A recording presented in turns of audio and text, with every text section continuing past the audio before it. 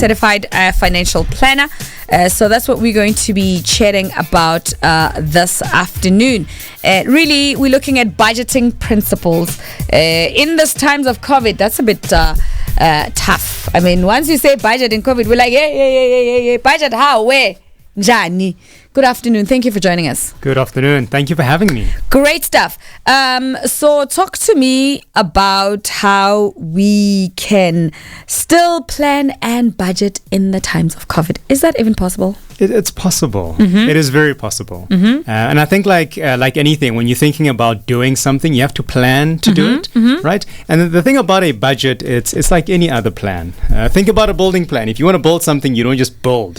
Builders need building plans so that they know exactly what they're building. And if you're planning to travel somewhere, you also want to plan your trip, right? Otherwise, you don't know where you're going. And it's the same thing with a financial plan, is that if you have goals, if you have certain things you want to achieve financially, like financial freedom, you need to plan. So that doesn't, go out the window. You don't throw it away just because it's COVID. It's still necessary even in these times. Okay. So what are the basic principles when it comes to a budget?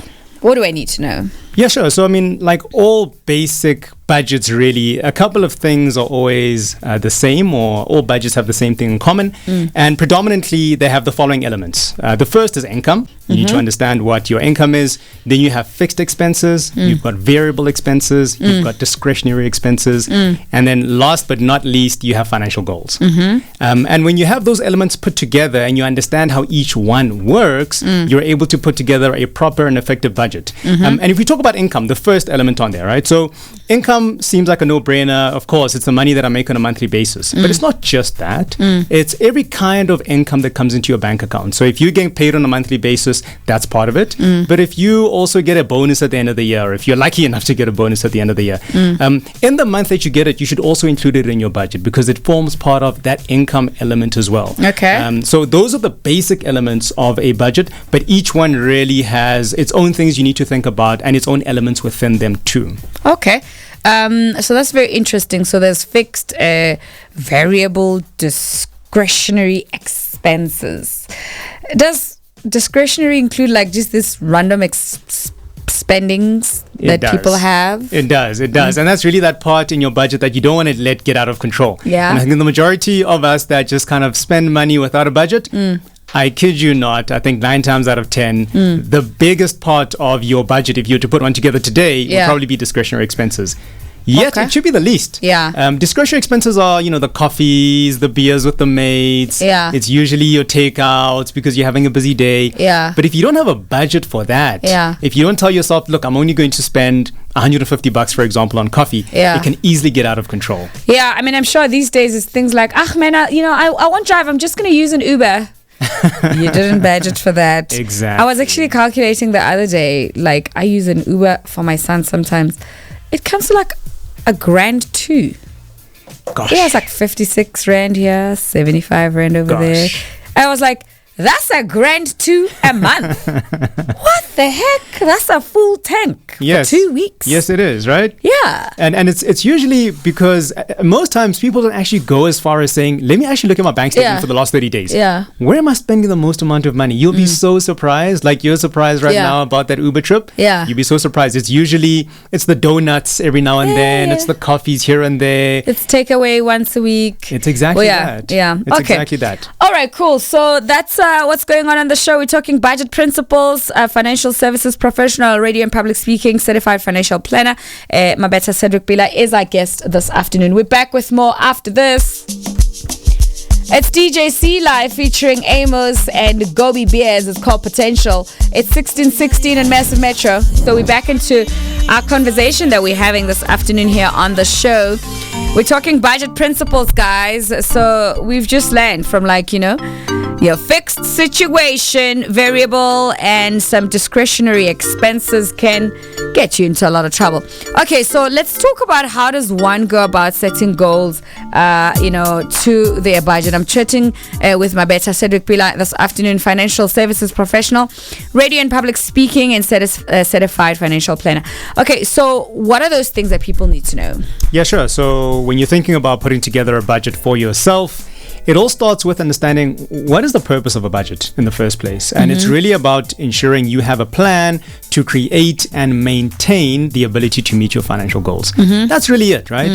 So if you don't have any goals, then I don't think a budget is really going to help you. But I'm sure a lot of us do have financial goals. I'm sure people want to get out of debt. People want to acquire financial freedom. People want to pay off their houses. And if you have any of those things as a goal, a budget can help you.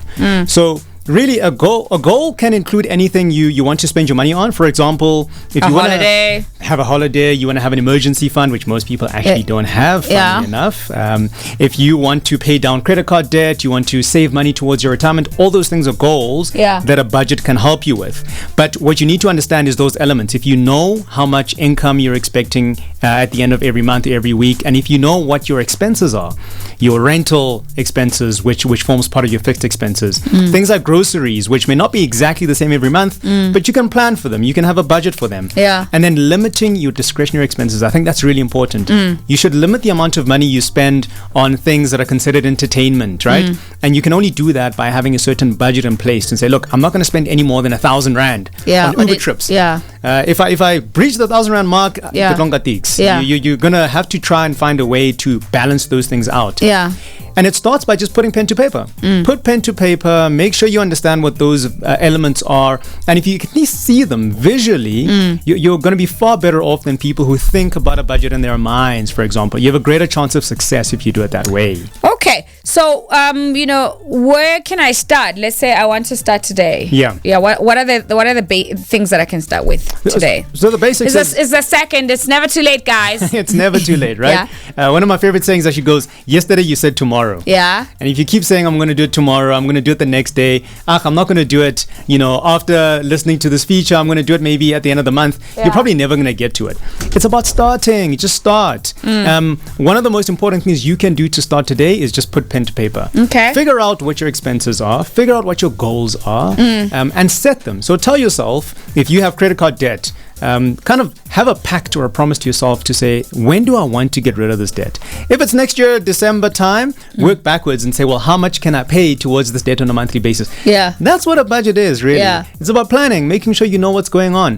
One of the things you're talking about with the Uber trips for your son is, if you just download a 30-day bank statement and you classify each of your expenses into fixed, variable, and discretionary, that's also part of where you can start in putting this budget together. So it's easier than what most people think.